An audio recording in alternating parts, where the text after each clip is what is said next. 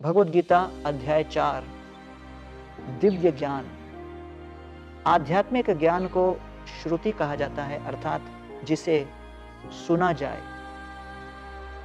प्राचीन काल में लोग इस ज्ञान को सुनते, स्मरण रखते, इसका आत्मसात करते और बिना किसी मिलावट के इसे अगली पीढ़ी को प्रदान करते। चौथे अध्याय का शीर्षक है दिव्य ज्ञान, क्योंकि इसी ज्ञान की सहायता से व्यक्ति परमेश्वर के साथ अपना दिव्य संबंध स्थापित कर सकता है। इसलिए वेदों में कहा गया है, भगवान को अपनी आंखों से नहीं अपितु अपने कानों से देखने का प्रयास करो। एवं परंपरा प्राप्तम इमं राजर्षयो विदुः सकाले नेह महता योगो नष्ट परंतप। इस प्रकार यह सर्वोत्तम ज्ञान गुरु शिष्य परंपरा द्वारा नीचे आया और महान राजर्षियों ने इसे इसी रूप में समझा, किंतु कालांतर में यह परंपरा टूट गई और प्रतीत होने लगा मानो यह विज्ञान लुप्त हो गया है। श्लोक क्रमांक 1 से 10 सनातन ज्ञान। जिस प्रकार प्रत्येक गैजेट के साथ निर्देश पुस्तिका आती है, उसी प्रकार इस सृष्टि के साथ भी एक निर्देश पुस्तिका आती है जो हमें इस सृष्टि के उद्देश्य तथा कार्य की जानकारी देती है। प्राचीन ग्रंथों में यह निर्देश पाए जाते हैं और ये ग्रंथ सृष्टि के आरंभ में भगवान द्वारा दी गए हैं। श्री कृष्ण बताते हैं किस प्रकार सृष्टि के आरंभ में उन्होंने यह सनातन ज्ञान पद्धति की स्थापना की थी। योग्य एवं संत पुरुषों ने गतिशील, उपयोगी एवं व्यावहारिक रीति द्वारा पूरे ब्रह्मांड में इस ज्ञान का प्रसार किया।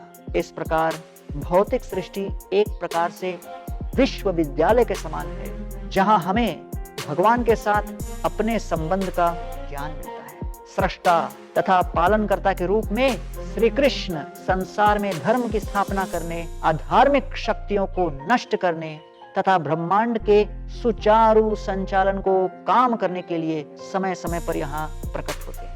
श्लोक 11 से 15 सही ज्ञान। अधिकांश लोग धर्म और भगवान के विषय में कुछ कुछ जानते हैं, परंतु अक्सर उनका ज्ञान अस्पष्ट और भ्रामक होता है। परंतु जब सनातन शिक्षण पद्धति परंपरा द्वारा ज्ञान प्राप्त किया जाता है तो व्यक्ति को विशुद्ध ज्ञान प्राप्त होता है। 3 श्लोकों में श्री कृष्ण भारतीय आध्यात्मिकता अथवा पूर्वी आध्यात्म दर्शन से जुड़ी गलत धारणाओं का खंडन करते हैं। श्लोक 11 इस मिथ्या धारणा का खंडन करता है कि सभी आध्यात्मिक पथ एक ही गंतव्य को जाते हैं। श्री कृष्ण विविधता में एकता का वर्णन करने के साथ आध्यात्मिक प्रगति के मार्ग पर विभिन्न स्तरों का भी वर्णन करते हैं। श्लोक 12 इस मिथ्या धारणा का खंडन करता है कि भारतीय शास्त्रों में अनेक ईश्वरों की पूजा बताई गई है। श्री कृष्ण पुनः बलपूर्वक इस एकेश्वरवादी सिद्धांत का समर्थन करते हैं कि वास्तव में परमेश्वर एक ही है। श्लोक 13 इस मिथ्या धारणा का खंडन करता है कि जातिवाद अनपूर्ण तथा शोषक प्रणाली है। श्री कृष्ण जातिवाद के सही मानदंडों तथा उद्देश्य का वर्णन करते हैं। श्लोक 16 से 24 कर्म फल से मुक्ति। दिव्य ज्ञान न केवल शास्त्र संबंधी शंकाओं को दूर करता है, अपितु यह व्यक्तियों के कर्म फलों के संचय समूह को भी समाप्त करने में सहायता करता है। कर्म प्रकृति का वैश्विक कानून है। प्रत्येक कार्य का समान एवं विपरीत परिणाम होता है। निस्संदेह बुरे कर्म नहीं करने चाहिए, परंतु श्री कृष्ण कहते हैं कि अच्छे कर्म भी नहीं करने चाहिए, क्योंकि वे भी व्यक्ति को भौतिक जगत में बांध कर रखते हैं। अच्छे बुरे कर्मों से परे आध्यात्मिक स्तर पर कुछ कर्म होते हैं जिनका कोई परिणाम नहीं होता, और ये कर्म व्यक्ति को इस संसार की सारी चिंताओं तथा बंधनों से मुक्त करते हैं। ऐसे कार्यों को अकर्म कहा जाता है, अर्थात ऐसा कर्म जो दिव्य चेतना के साथ की जाए। श्लोक 25 से 42 त्याग। दिव्य ज्ञान को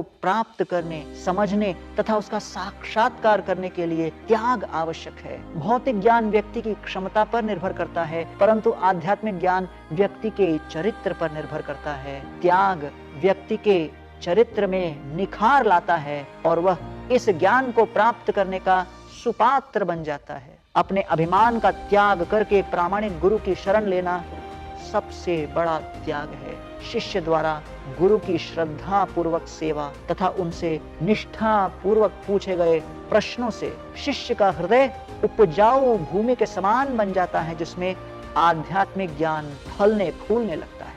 तद विद्धि प्रणिपातेन परिप्रश्नेन सेवया उपदेक्षन्ति ते ज्ञानम ज्ञानिनस्तत्वदर्शिनः। आध्यात्मिक गुरु के पास जाकर सत्य को जानने का प्रयास करो, नम्रता पूर्वक उनसे जिज्ञासा करो और उनकी सेवा करो। आत्मज्ञानी व्यक्ति तुम्हें यह ज्ञान प्रदान कर सकते हैं, क्योंकि उन्होंने स्वयं सत्य के दर्शन किए हैं।